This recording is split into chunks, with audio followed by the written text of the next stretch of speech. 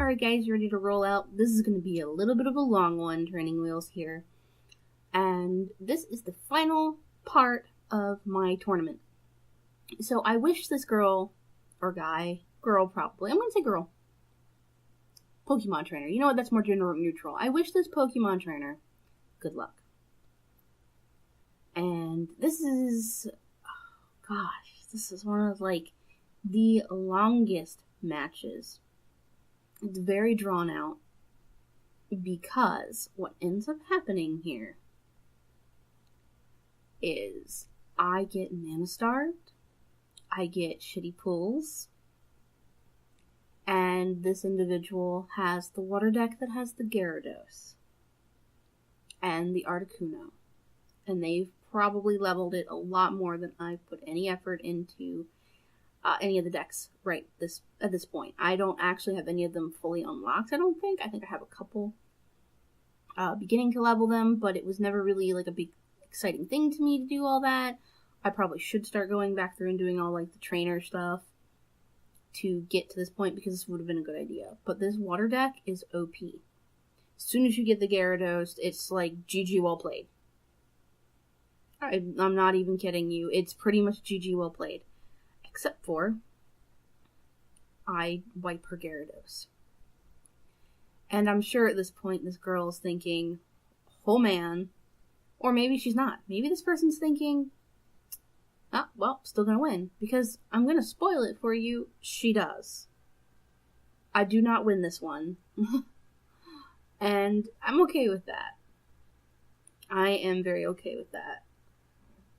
It's not a big deal to me to lose. I'm actually quite thrilled that I made it to second place, because honestly, most of the time I don't even make it that far. Usually I strike out in the first round, and I actually got some booster packs that I will be opening up for you in the next episode, which was a hella hype.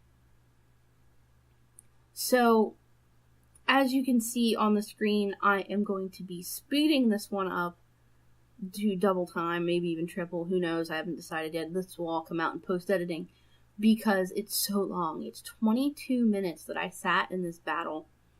And this is the one where I do start to actually break down. Now again, you cannot hear this because this is post-commentary, but Pokeknight can confirm I actually start to get really upset and really salty. Because PvP has never been for me. It never will be for me. I will never be the kind of person that can handle doing player versus player stuff because it hurts my little heart.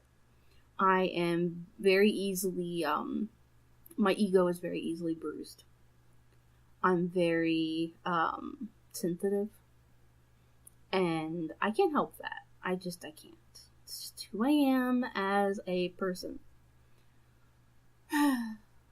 But this person, I don't know if they meant to be condescending, but at some point this person will ask me, so do you think you're going to win?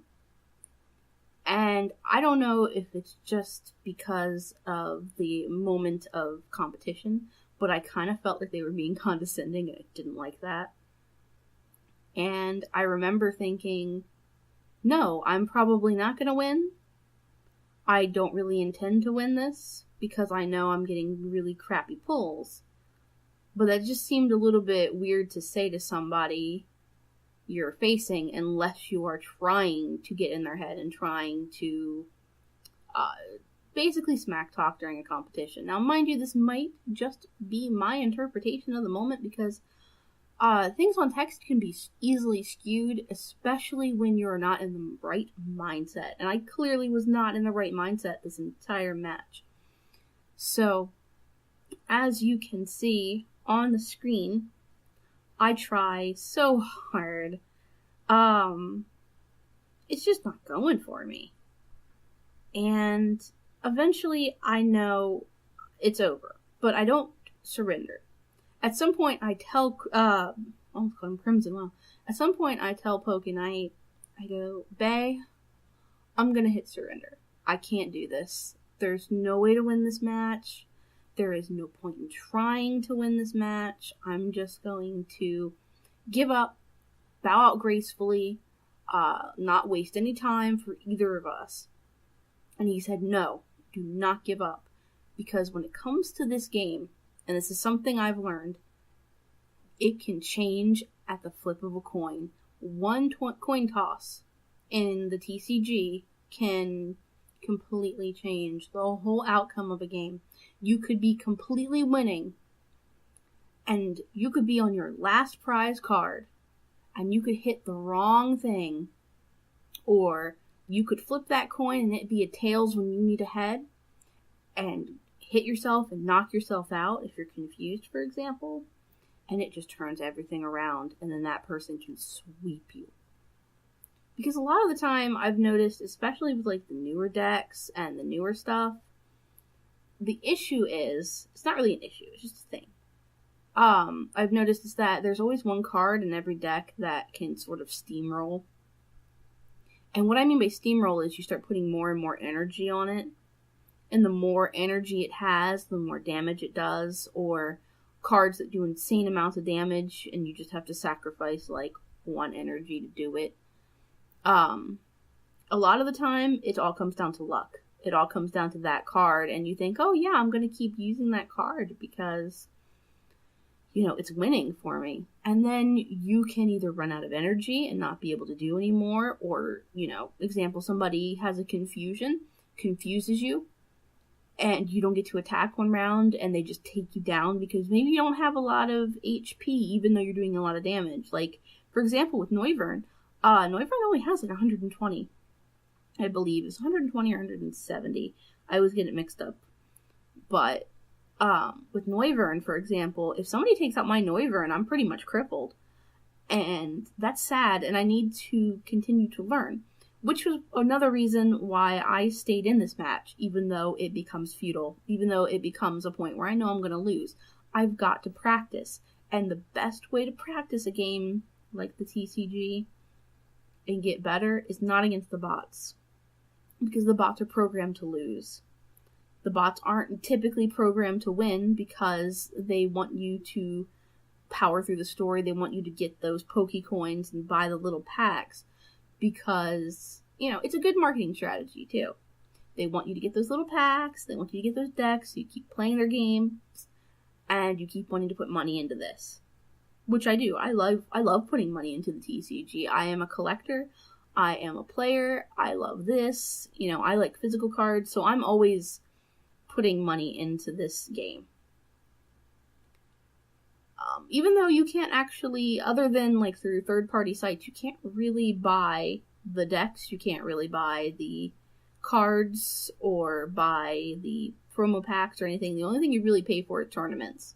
And even then, you can actually just save up your tickets like I've been doing and just, you know, keep on it going.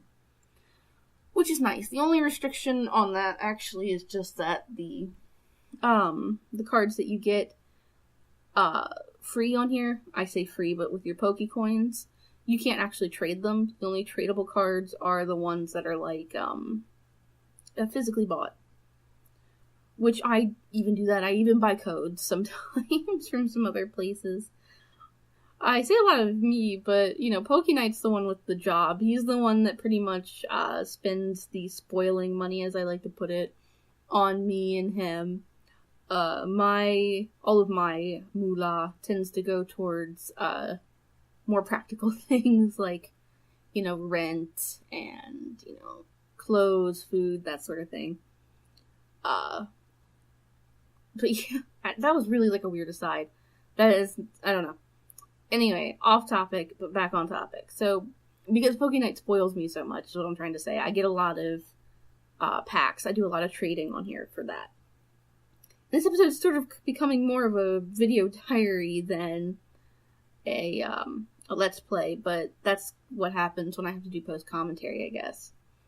Anyway, I